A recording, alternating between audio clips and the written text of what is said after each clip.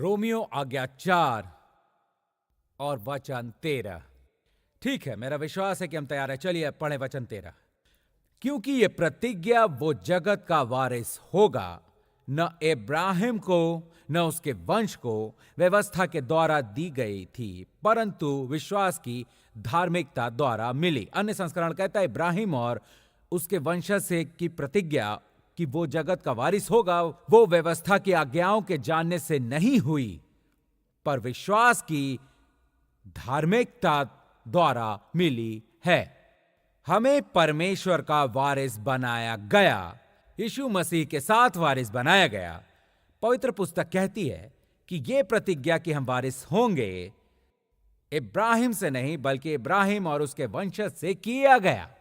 और गलातियों में कहा गया कि अगर तुम यीशु के हो गए, अगर बॉर्न अगेन हुए, तो तुम इब्राहिम के वंशज हुए और प्रतिज्ञा के अनुसार तुम ही उसके वारिस हो। तो वो सिर्फ इब्राहिम ही नहीं बल्कि हमारी तरफ इशारा करे। कोई चिल्लाए कहे कि मैं वारिस हूं, तो परमेश्वर द्वारा इब्राहिम से की गई प्रतिज्ञा आपको भी मैं हूं कहने का अधिकार है। तो यहां इब्राहिम से की गई प्रतिज्ञा कि तुम जगत के वारिस होगे, और वो कैसे होगा यह भी बताया था। उसमें कहा गया था कि वो व्यवस्था के अभ्यास करते रहने से पूरा नहीं होगा, ये कानून के जरिए पूरा नहीं होगा, पर वो सब धार्मिकता के जरिए पूरा नहीं होगा जो कि विश्वास है, उस धार्मिकता से जो कि विश्वास है। चलिए देखें कि रोमियो आज्ञा 10 पर और देखेंगे, क्योंकि अगर आपको प्रतिज्ञा को पाओगे, अगर उस प्रतिज्ञा को अपने जीवन में होते देखना चाहते हैं, और अगर प्रतिज्ञा के अनुसार जब चलना शुरू होंगे, तो आपको धार्मिकता को अच्छी तरह समझना होगा जो कि विश्वास है। इसी तरह आप उसके वारिस बनेंगे, इसी तरह चीजें अपने आप प्रकट होंगी, वो धार्मिकता जो कि विश्वास है। रोमियो अध्याय 10 वचन 6 पर दिया है, परंतु जो धार्मिकता विश्वास से है वो यूं कहती है कि तू अपने मन में यह न कहना कि स्वर्ग पर कौन चढ़ेगा, अर्थात मसीह को उतार लाने के लिए, या गहिराव में कौन उतरेगा, अर्थात मसीह को मरे हुओं में से जिलाकर ऊपर लाने के लिए। परंतु क्या कहती है ये कि वचन तेरे निकट है, तेरे मुंह में है और तेरे मन में है। ये वही विश्वास का वचन है जो हम प्रचार करते हैं। यहां पर उसने कहा कि धार्मिकता जो कि विश्वास है नहीं कहता कि चलो यीशु को स्वर्ग से उतार लाते हैं ताकि वो हमें स्पर्श कर सकें, या फिर गहराव में चलो और यीशु को लाओ, उसे उठाओ जिससे वो समस्या सुलझा सके।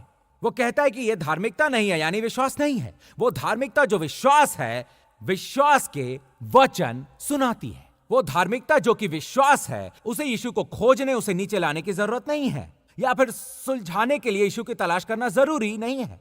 पवित्र पुस्तक के अनुसार उसने वचनों को दिया है, जिसने सबको चंगा किया और उसी ने उद्धार किया, और यीशु की तरह वचनों ने भी सब कुछ किया है।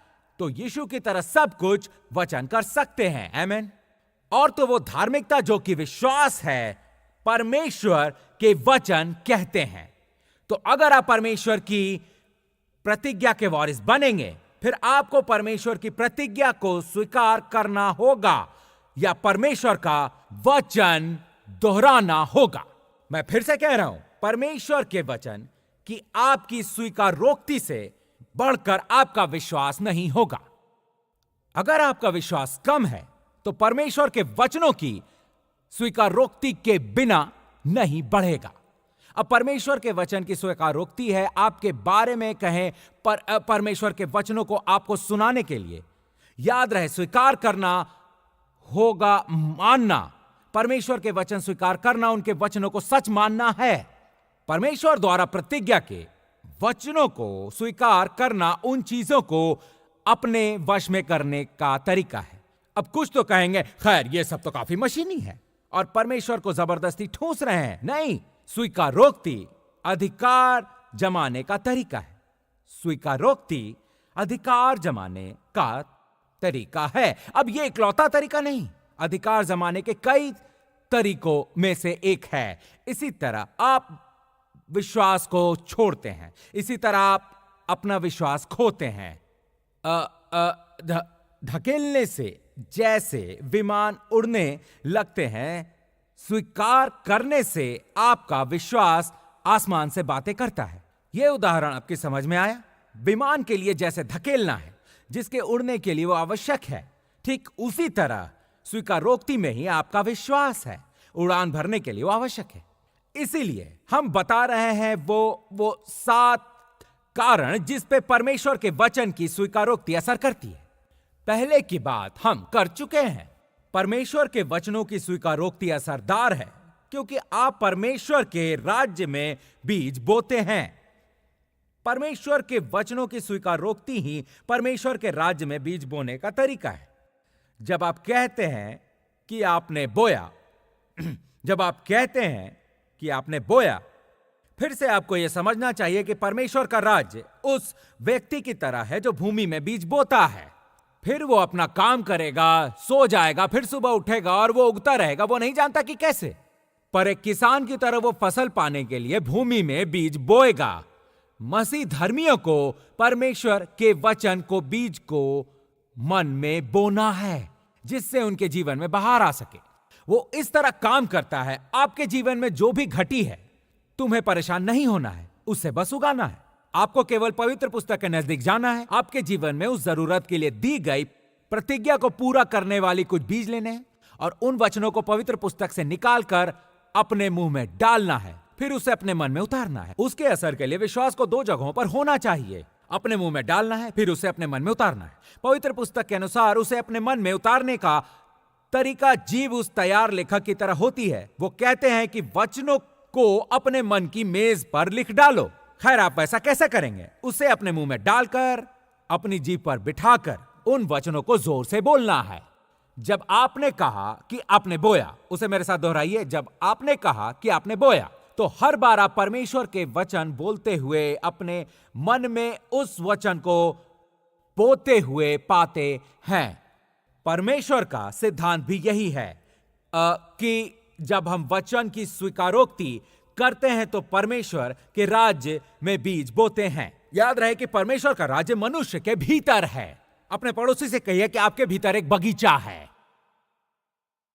जब आपने कहा कि आपने बोया, आपने कहा कि आपने बोया, उसकी बात हम कर चुके हैं। परमेश्वर का वचन असरदार है, उसके दूसरे कारण के बारे में भी बात कर चुके हैं। परमेश्वर के वचन की स्वीकारोक्ति असर करती है क्योंकि उससे विश्वास आता है।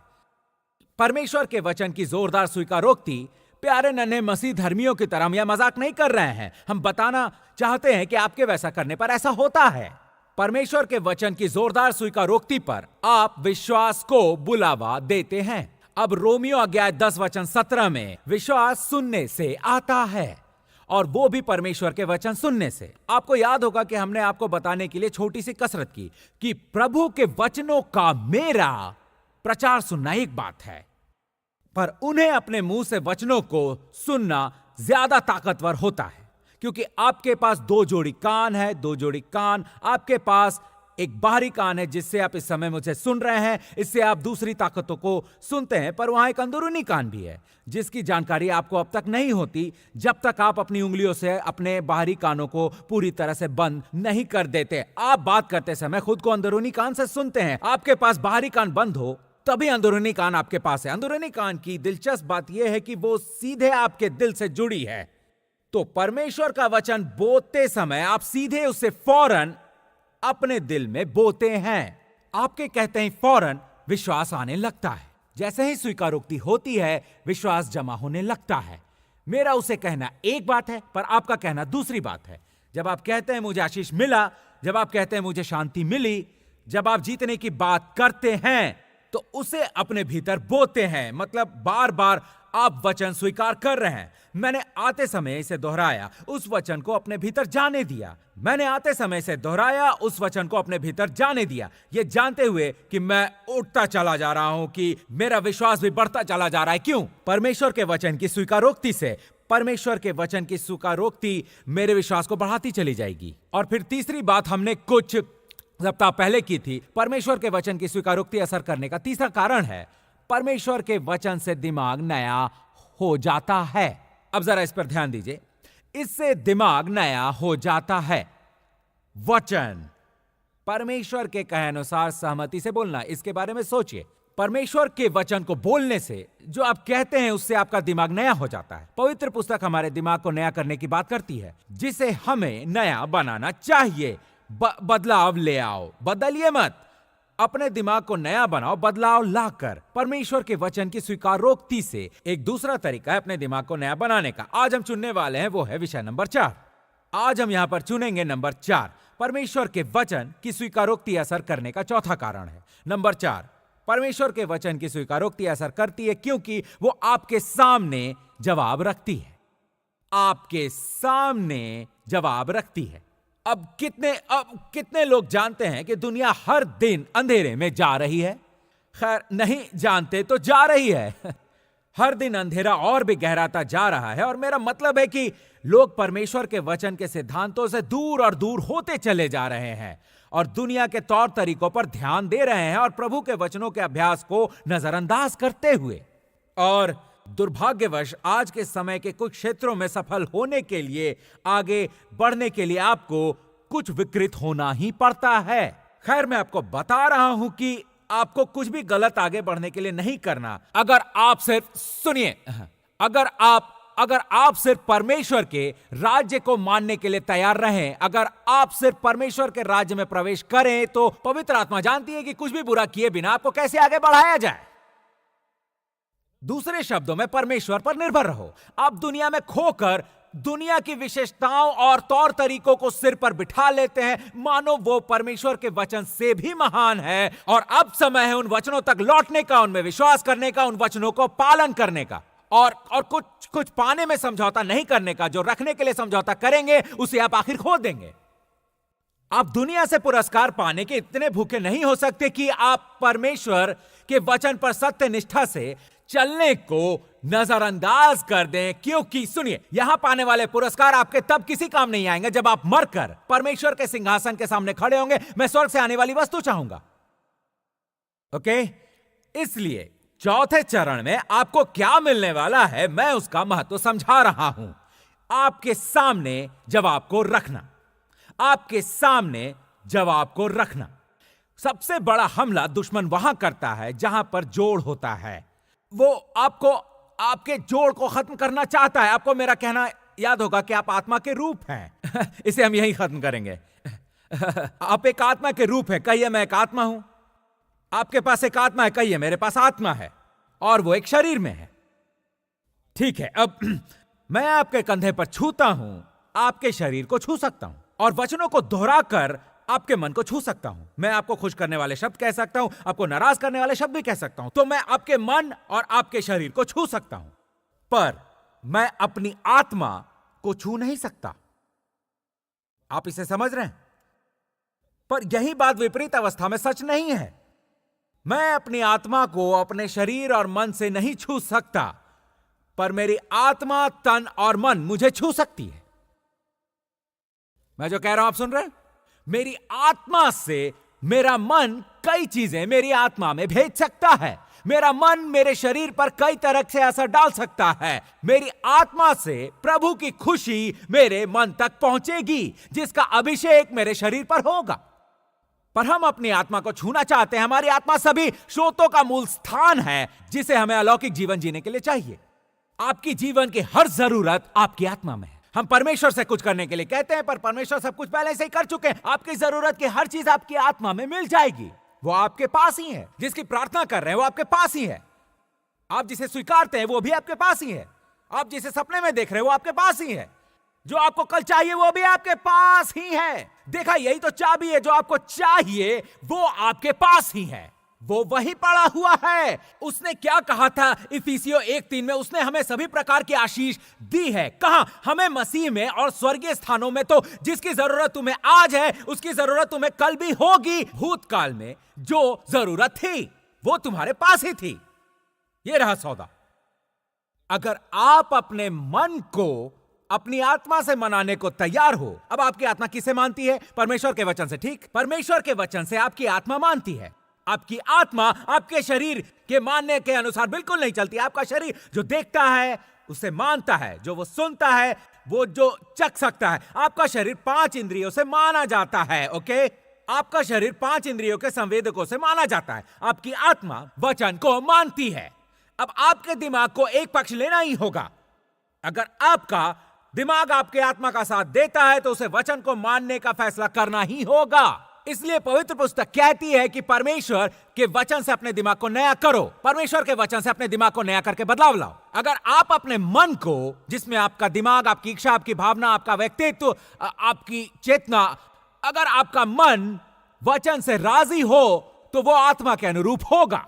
और अगर आपका मन और आत्मा एक ही बात मानती हो तो आपके शरीर को वो जो कहेंगे वैसा ही करना होगा।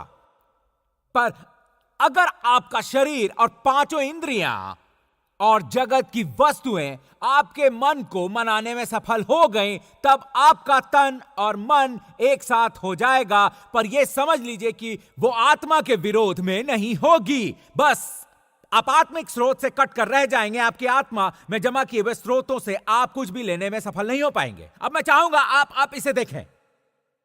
अगर आप दुनिया के काम करने के तरीकों को देखने में व्यस्त हैं और परमेश्वर के वचन पर ध्यान नहीं दे रहे, तो आप शारीरिक इंद्रियों और अपने मन को एक साथ जोड़ने की अनुमति देंगे और परमेश्वर के वचन और उसकी आत्मा के आधार की बजाय सभी निर्णय अपनी इंद्रियों के अनुसार करना शुरू कर देंगे।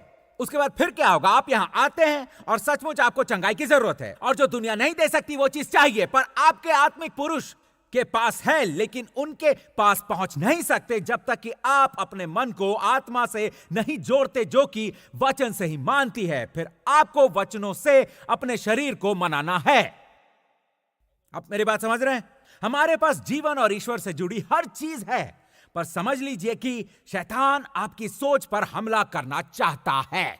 वो चाहता है कि आप अपनी हर सोच को सही समझ लें, पर जैसा आप सोचते हैं अगर वो वचन के अनुसार नहीं है तब वो बेकार है। अगर वचन के अनुसार आपकी सोच नहीं होती तब वो बराबर नहीं है। याद रहे, वचन आपकी सोच को निर्धारित करेगी, आपकी सोच आपकी भावना को निर्धारित करेगी, आपकी भावना आपके निर्णय को निर्धारित करेगी, आपकी निर्णय आपकी क्रियाओं को निर्धारित करेगी, आपकी क्रियाएं आदतों को निर्धारित करेगी, आपकी आदतें आपके चरित्र को निर्धारित करेगी और आपका चरित्र आपकी नियति को तय करेगी। इससे शायद आप नहीं जान पाएंगे कहां पहुंचेंगे, पर मैं अभी आपको बताता हूं। आप कहां पहुंचेंगे उसे बताने के लिए मुझे आत्मा से भरा होने की जरूरत भी नहीं है। मुझे बस जिन वचनों को आप सुनते हैं उस पर ध्यान देना है। किसके साथ रहते हैं उसी के साथ मुझे पता चल जाएगी कि आपकी सोच क्या है, और आपकी सोच ही मुझे बताएगी कि आप कैसा अनुभव करते हैं, और आपके अनुभव ही मुझे बताएंगे कि आपका निर्णय क्या होगा। शैतान को हस्तक्षेप मत करने दीजिए कि आपके मन को क्या मानना चाहिए। परमेश्वर के वचन से आपका मन राजी होना चाहिए और परमेश्वर की आत्मा से। चलिए फिर से लौटे इस श्रृंखला की ओर। ठीक है, अब यही जवाब आपके सामने रखना था।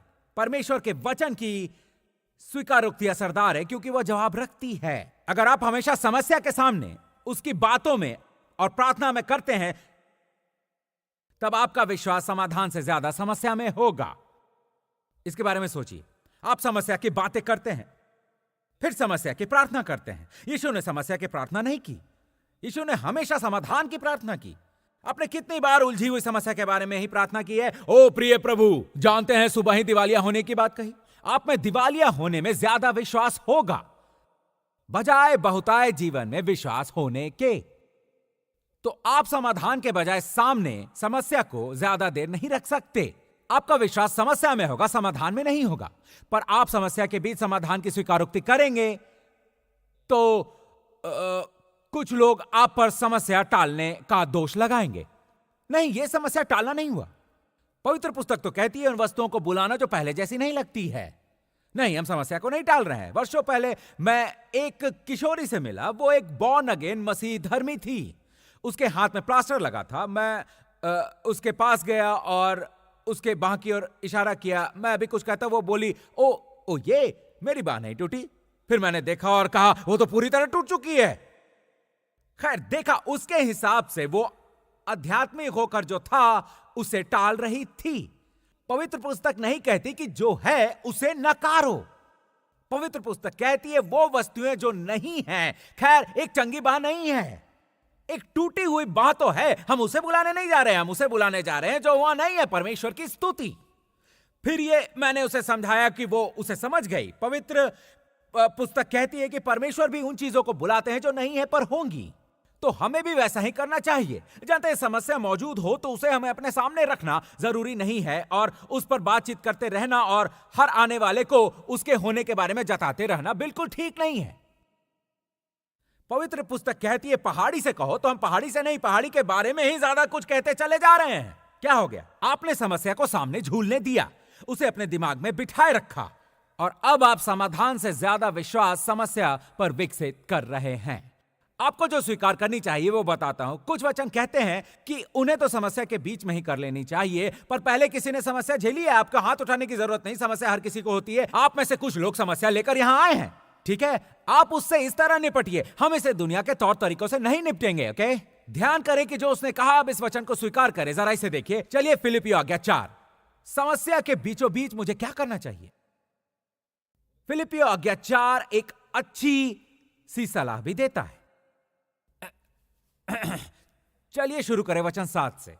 आप में से कितने लोगों को मिली है? हाथ उठाने की कोई जरूरत नहीं, इसके बारे में जरूर सोचिएगा। ऐसा कितनों के साथ हुआ है कि एक मुद्दा जो बार बार आपके दिमाग में घूमता रहता है और आपकी शांति छीन जाती है? जानते हैं, इसमें से कुछ घबराहट तो जरूर निकलेगी। घबराहट व्यर्थ का डर है, बस ये आपको कुछ तनावग्रस्त कर देता है और आप उसके बारे में सोच रहे हैं, आप उसके बारे में सोच रहे हैं, आप उसके बारे में सोच रहे हैं। वचन 7 को देखिए, फिलिपियों 4:7। उसने कहा, तब परमेश्वर की शांति जो समझ से बिल्कुल परे है। अब ये अलौकिक शांति है, ये शांति आपकी आत्मा में से निकलती है। वो तुम्हारे हृदय को, सोचता हूं अन्य संस्करण में घेराबंदी का शब्द उपयोग किया गया है, मतलब जो आपके हृदय को घेरेगा। तब परमेश्वर की शांति तुम्हारे हृदय और तुम्हारे विचारों को मसीह यीशु में सुरक्षित रखेगी। और उनके सलाह पर ध्यान दें।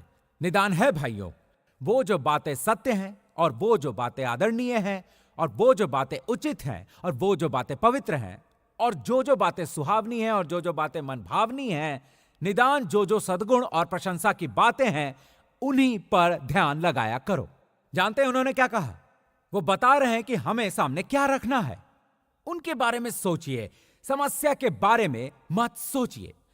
ध्यान दें कि उन्होंने यशायाह शायद आज्ञा 26 वचन 3 में क्या कहा है? जिसका मन तुम में धीरज धरे हुए है, उसकी तू पूर्ण शांति के साथ रक्षा करता है, क्योंकि वो तुझ पे भरोसा रखता है।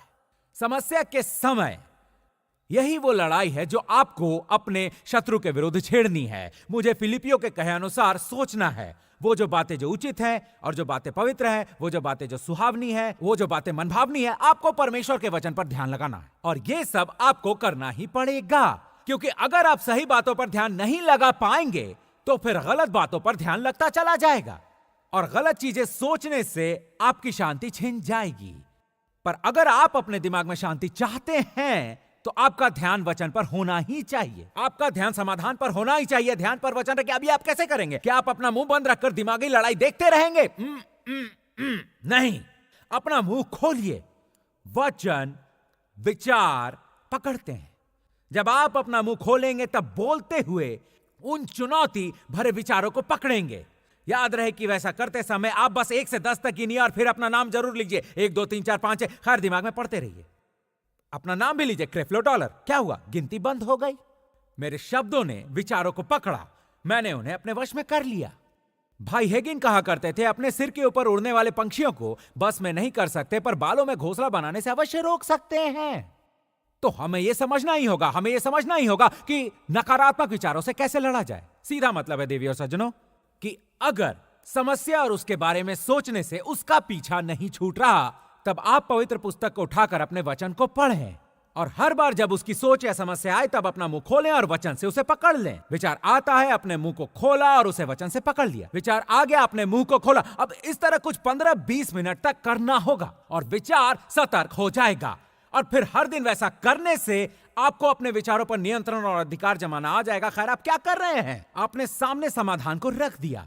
आप उन बातों को सोचने से पहले समाधान को रख देते हैं, फिर उसके परिणाम पर ध्यान दीजिए। वचन 9, जो बातें तुमने मुझसे सीखी और ग्रहण की और सुनी और मुझ में देखी, उनका पालन करो, तब परमेश्वर जो शांति का सोता है तुम्हारे साथ रहेगा।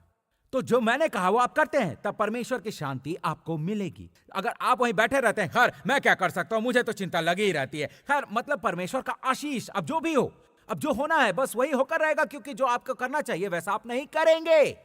जानते हैं, आप अपनी भावनाओं के वश में वही बैठे हुए हैं। परमेश्वर के आशीष से जानता हूं कि कहोगे मुझे चिंता करने दीजिए, मुझे बस अकेला छोड़ दीजिए। चिंता है, ठीक है, तब जाइए, चिंता करते रहिए, नरक तक चले जाइए। अगर आप वैसा करना भी चाहते हैं, क्योंकि वचन जैसा कहते हैं वैसा आपको करना ही होगा। अगर आपको आपकी जिंदगी में समाधान चाहिए, आप समस्या को अपने दिमाग में सिर उठाए घूमते देना नहीं चाहते, खासकर समस्या के साथ जागना, समस्या के साथ सोने जाना, आप क्या कर रहे हैं? आप खुद तनाव बढ़ा रहे हैं। आप उन बुरे रसायनों और कॉर्टिसोल को छोड़ रहे हैं जो आपके पेट को फुला देती है। कई सारी बातें आपके साथ हो रही है, कई सारी बातें आपके साथ हो नहीं, ये तो सच्चाई है। सब कुछ आपके साथ हो रहा है क्योंकि आप समाधान को अपने सामने रखना नहीं जानते, आप तो समस्या सामने रखना जानते। ठीक है, तो परमेश्वर के वचन की स्वीकारोक्ति उसमें भी मदद करेगी। मरकुस 1:24, उस पन्ने तक जाइए, उस पन्ने तक जाइए। समाधान को अपने सामने रखिए। हमें यह जीवन जीना और इस लड़ाई को लड़ना जिसे दुश्मन ने छेड़ी है उसे सीखना ही होगा। यह लड़ाई दिमाग में है। आप किसके साथ रहते हैं उससे ही कुछ महान बदलाव होते हैं, यह तो आप जानते ही हैं ना। अगर आप लोगों के साथ रहते हैं, आपको पसंद है, उसी तरह कह सकता हूं कुछ में तो बुरी ऊर्जा होती होगी। इसका मतलब है कि आप उनके साथ रहते हैं तो अच्छे और दयालु बने रहते हैं। और आपने ध्यान दिया होगा कि 10 मिनट के भीतर हर तरह के शक और अविश्वास की बातें कर देते हैं और आपको अचानक ही जैसे अच्छा महसूस नहीं हो रहा। उनके पास आने तक आप एकदम अच्छा महसूस कर रहे थे, पर जैसे ही उनके पास पहुंचे तो एकदम जैसे पता नहीं क्या हुआ, उन्होंने आपकी पूरी ऊर्जा चूस ली। अगर आपको किसी के पास जाना है तो आपको एकदम सही मनोस्थिति में होकर अपने वचनों के साथ तैयार होकर जाइए। अगर आपको किसी मूर्ख के पास जाना हो तभी आपको पूरी तैयारी के साथ जाना चाहिए।